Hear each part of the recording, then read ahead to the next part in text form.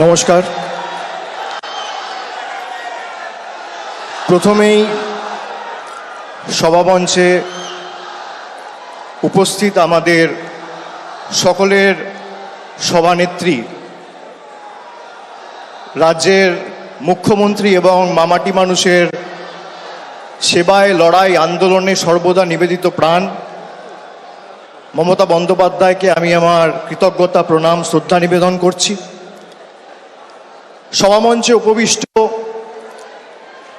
প্রত্যেক নেতৃবৃন্দ যারা রয়েছেন, বিধায়ক, সাংসদ, মন্ত্রী থেকে শুরু করে তৃণমূল কংগ্রেস সমর্থক যারা এসছেন, উত্তরের একদম কুচবিহার থেকে শুরু করে দক্ষিণের কাকদ্বীপ অবধি সর্বস্তরের নির্বাচিত জনপ্রতিনিধিরা রয়েছেন, ব্লকের সভাপতিরা রয়েছেন, শাখা সংগঠনের দায়িত্বে যারা রয়েছেন তারা রয়েছেন, পুরসভার কাউন্সিলররা রয়েছেন, টাউন প্রেসিডেন্টরা রয়েছেন, শাখা সংগঠনের প্রধানরা রয়েছেন।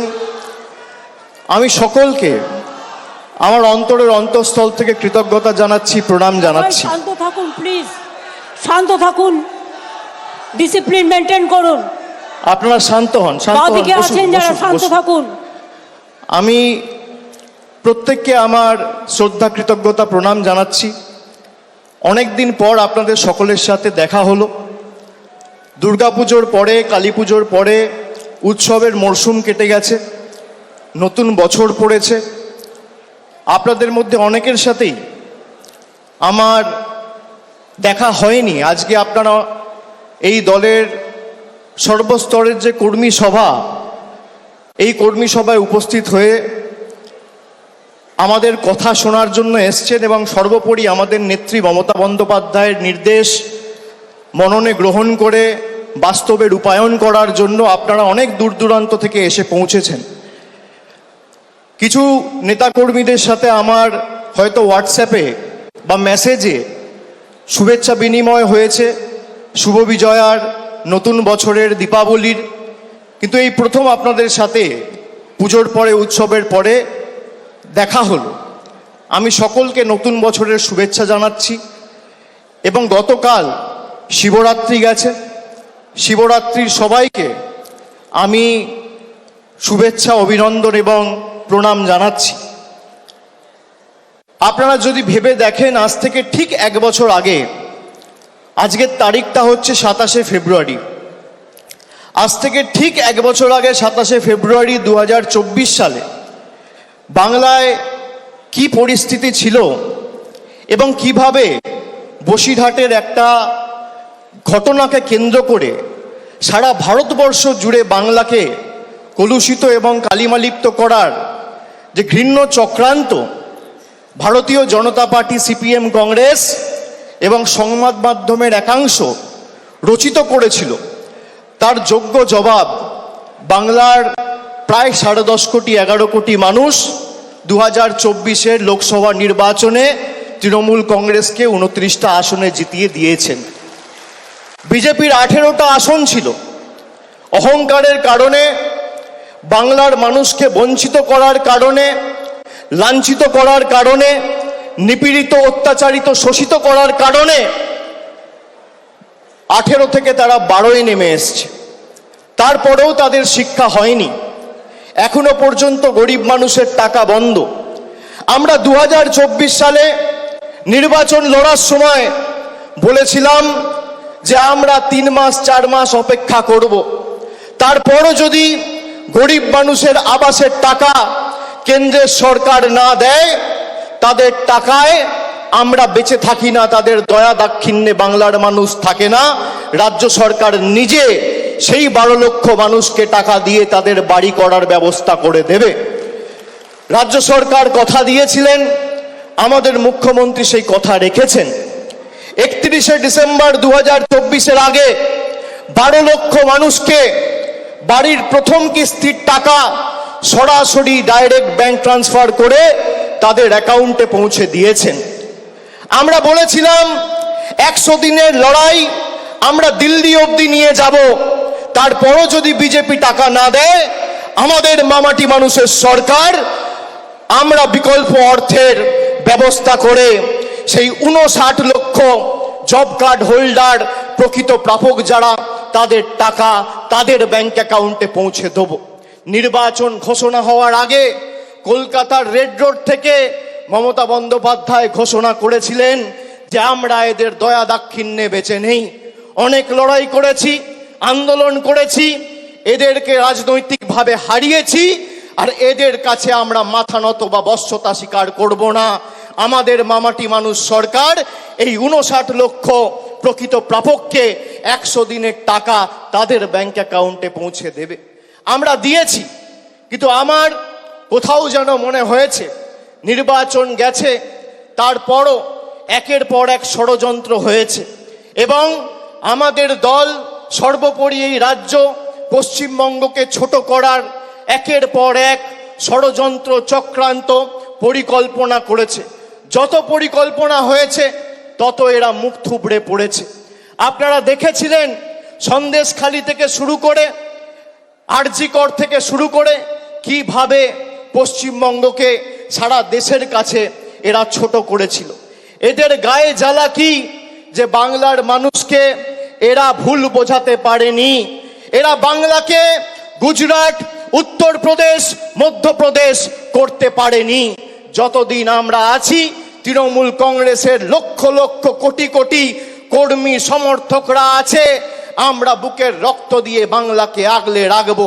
বিজেপির কাছে সব থাকতে পারে, ইডি আছে, সিবিআই আছে, বিচার ব্যবস্থার একাংশ আছে, সংবাদ মাধ্যম আছে, লক্ষ লক্ষ কোটি কোটি টাকা আছে, ইলেকশন কমিশন আছে, ইনকাম ট্যাক্স আছে, কিন্তু তৃণমূল কংগ্রেসের মতো বুকের রক্ত দিয়ে দলকে আগলে রাখার মতো একটা কর্মী এরা 10 বছরে তৈরি করতে পারেনি।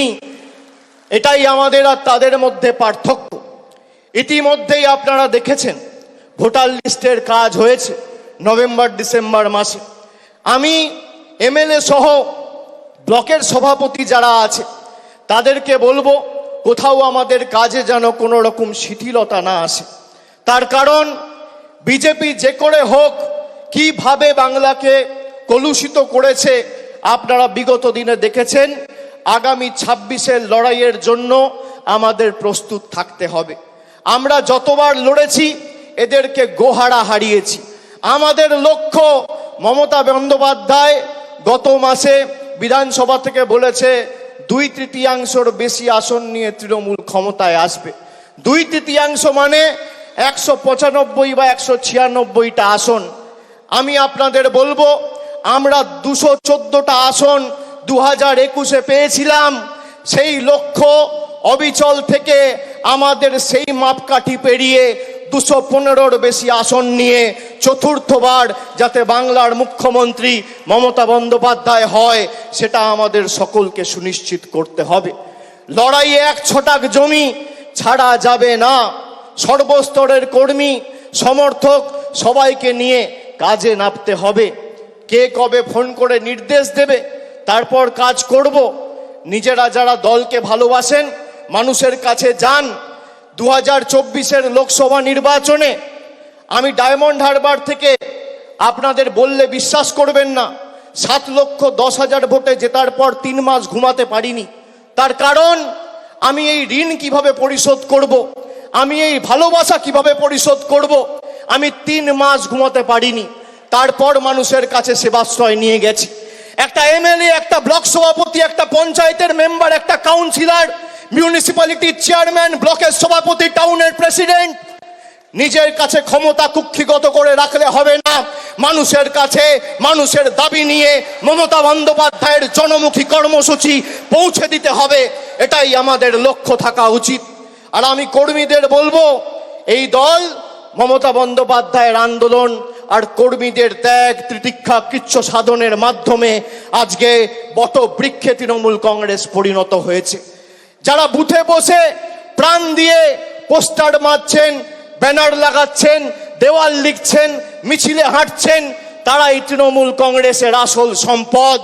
আমি আপনাদের বলবো যতদিন আপনারা আছেন এই বিজেপির ষড়যন্ত্রের চক্রব্যূহ আমরা বিগত দিনে যেভাবে ভেঙে চূর্ণ বিচূর্ণ করেছি আগামী দিনেও ভেঙে চূর্ণ বিচূর্ণ করব।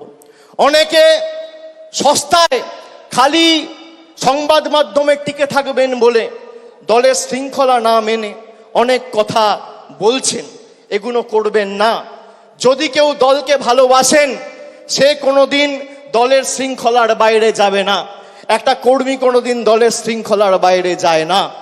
আমি এমএলএ, আমার কত ক্ষমতা, আমি দলের মুখপাত্র, আমার কত ক্ষমতা, আমি দলের সাংসদ, আমার কত ক্ষমতা, আমি টাউন চেয়ারম্যান, আমার কত ক্ষমতা দেখাতে গিয়ে আপনি দলকে ছোট করছেন। আর যারা এই কাজগুলো করেছে, একদিকে ভালো হয়েছে, তাদেরকে চিহ্নিত করা গেছে। বিগত দিনে যারা দলের সাথে বেইমানি করেছিল, মুকুল রায়, শুভেন্দু অধিকারী, এদেরকে চিহ্নিত করার কাজটা আমি করেছিলাম। আগামী দিনেও যদি কেউ দলের সাথে বেইমানি করে, এদের চিহ্নিত করে এদের লেজে গোবরে করে প্যাকেট করে বাংলা ছাড়া করার দায়িত্বটা আমি আমার কাঁধে তুলে নিলাম। বাজারে রটিয়ে দেওয়া হচ্ছে অভিষেক বন্দ্যোপাধ্যায় বিজেপিতে যাবে। আরে আমার গলা কেটে দিলে কাটা গলা থেকে মমতা ব্যানার্জি জিন্দাবাদ বেরোবে। আমি বেঈমান নই। বাজারে ছড়িয়ে দেওয়া হচ্ছে নতুন দল আসছে, বিজেপির হাতে কলকে আর তামাক খেয়ে কয়েকটা সংবাদ মাধ্যম আর দু চারটে সাংবাদিক এই কাজটা করছে। আমি তাদের নাম করে এই সবার পরিবেশ নষ্ট করব না। আর খবরে যা দেখবেন, আমি আপনাকে বলছি 100তে 100টাই মিথ্যে। কোনো খবরের কথায় বিশ্বাস করবেন না। কালকে খবরে দেখানো হয়েছে অভিষেক বন্দ্যোপাধ্যায়ের বিরুদ্ধে ইডি চার্জশিট দিয়েছে, সিবিআই চার্জশিট দিয়েছে, 28 পাতার চার্জশিট। 2 জায়গায় খালি আমার নামটা লিখেছে। তাও অভিষেক বন্দ্যোপাধ্যায় কে, বাড়ি কোথায়, সাংসদ না বিধায়ক না পঞ্চায়েত প্রধান, কোথায় থাকে, কার ছেলে, কোনো পরিচয় নেই। বিজেপি নেতারা যেমন ভাব বাচ্চে কথা বলতো, ইডি সিবিআই এখন ভাব বাচ্চে কথা বলছে। এই ভয়টা দেখে আমার ভালো লেগেছে। খবরে যা বেরোয় 100তে 100টাই মিথ্যে। আমি আপনাকে বলছি, 12 লক্ষ মানুষকে বাড়ি দিয়েছে আমাদের সরকার। একদিন একটা খবর দেখেছেন? 2.5 কোটি মানুষকে, 2.5 কোটি মহিলাদের, মায়েদের, দিদিদের, বোনেদের নিজের গচ্ছিত সঞ্চিত সরকারি রাজ্য সরকারের কোষাগার থেকে আমাদের সরকার লক্ষ্মীর ভান্ডার দিয়েছে 50,000 কোটি টাকা খরচা করে। একদিন খবর দেখেছেন? এই খবর দেখবেন না। পথশ্রীতে প্রায় গত 3 বছরে 15,000 কোটি টাকা খরচা করে প্রায় 24,000 কিলোমিটার রাস্তা তৈরি করেছে। খবরে দেখেছেন? কেন্দ্র থেকে এক পয়সা না নিয়ে দেখবেন না। অভিষেক ব্যানার্জির বিরুদ্ধে সিবিআই চার্জশিট দিয়েছে। আরে আমি সকাল বিকেল কথা পাল্টাই না। 5 বছর আগে কোভিডের সময় 2020 সালে বলেছিলাম যে আমার বিরুদ্ধে যদি কোনো রকম কোনো প্রমাণ বা কোনোভাবে সিবিআই বা ইডি প্রমাণ করতে পারে বা তথ্য দিতে পারে আদালতে যে আমার প্রত্যক্ষ বা পরোক্ষ মদতে কোনো ভুল হয়েছে, কোনো দুর্নীতি হয়েছে, কেউ 10 পয়সা তুলেছে, আপনাকে চার্জশিট দিতে হবে না, সামান দিয়ে আমায় ডাকতে হবে না, ফাঁসির মঞ্চ করুন, গিয়ে মৃত্যুবরণ করব। আজকে একই কথা বলছি। আপনার কাছে প্রমাণ থাকলে প্রমাণ দেবেন।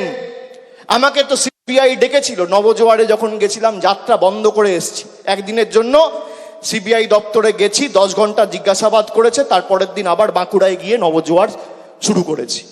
কাঁচকলা। আপনি কি ভাবছেন থমকে চমকে দমিয়ে রাখবেন?